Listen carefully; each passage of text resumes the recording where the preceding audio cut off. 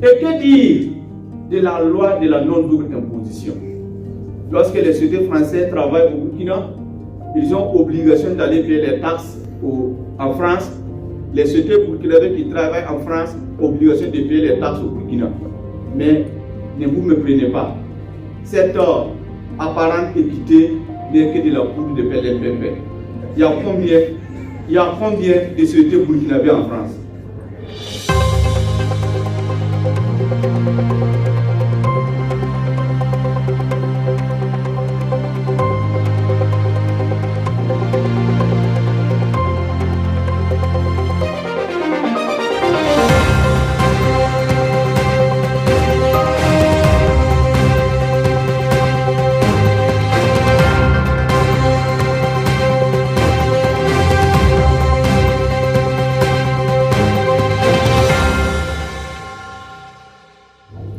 La révolution populaire, ce n'est pas une question de mode.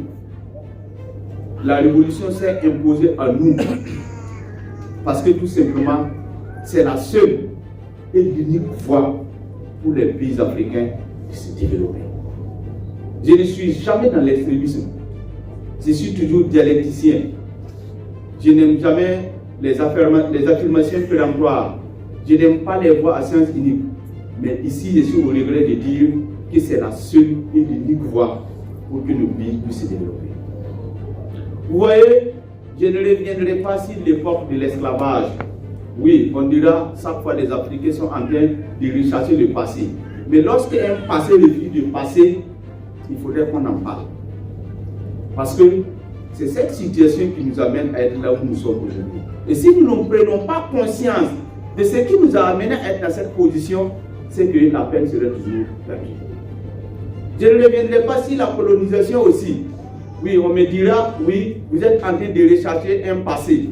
Mais lorsque le passé refuse de passer, il faudrait qu'on en parle. Vous voyez, on a été délocolonisé. C'est parce qu'il y a eu des femmes et des hommes qui sont battus. Et chaque génération a eu son combat. C'est vrai. Le colon est parti, mais il n'est pas parti. Le colon est parti, mais il a laissé ses pièges dans lesquels, si on ne se libère pas, nous sommes en train de faire du surplace. Vous voyez, en son temps, des routes ont été construites, des ponts ont été faits, oui, des infrastructures ont été construites. Mais lorsque le colon partait, le colon a exigé que nous payions la dette de ces infrastructures. Je vais parler à la jeunesse. Les jeunes sont au courant, mais les jeunes ne le savent pas. Et nous parlons peu.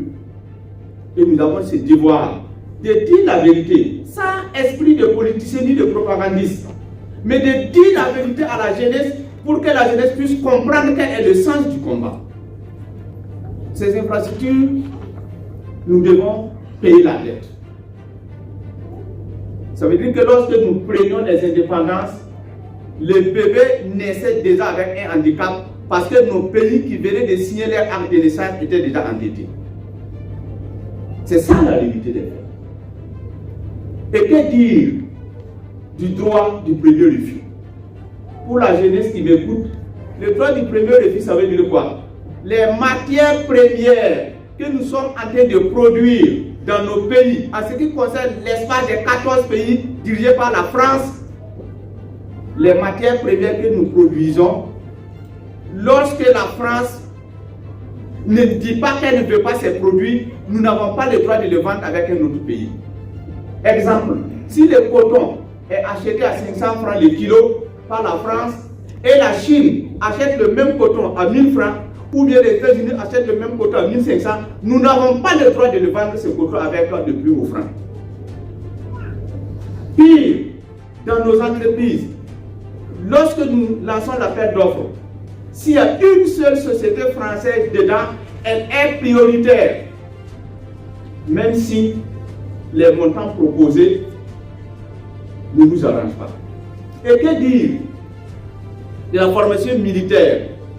Nous n'avons pas le droit de former nos cadres militaires si ce n'est pas en France. Nous n'avons pas le droit d'acheter des armes si ce n'est pas en France. Et que dire de la loi de la non-double imposition? Lorsque les sociétés françaises travaillent au Burkina, ils ont obligation d'aller payer les taxes en France.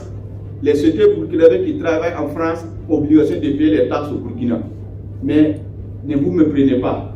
Cette apparente équité n'est que de la poudre de PLMPP. Il y a combien de sociétés burkinabées en France? Les pays africains ont pris l'indépendance dans ces conditions.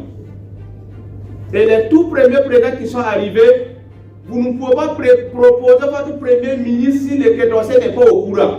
Vous ne pouvez pas proposer votre ministre des Affaires étrangères s'ils ne sont pas au courant. Vous ne pouvez pas proposer votre ministre des Finances s'ils ne sont pas au courant.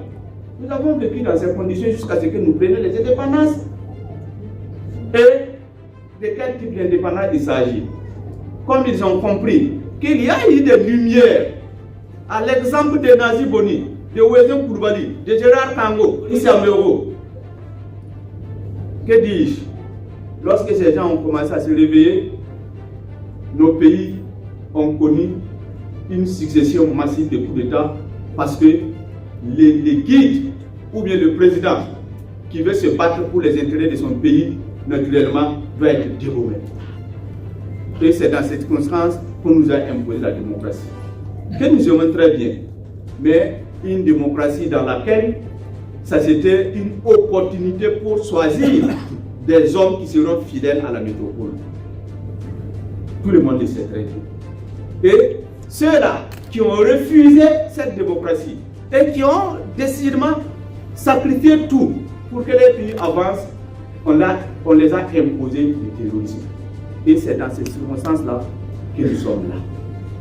C'est la raison pour laquelle la révolution a été la seule option possible pour créer une rupture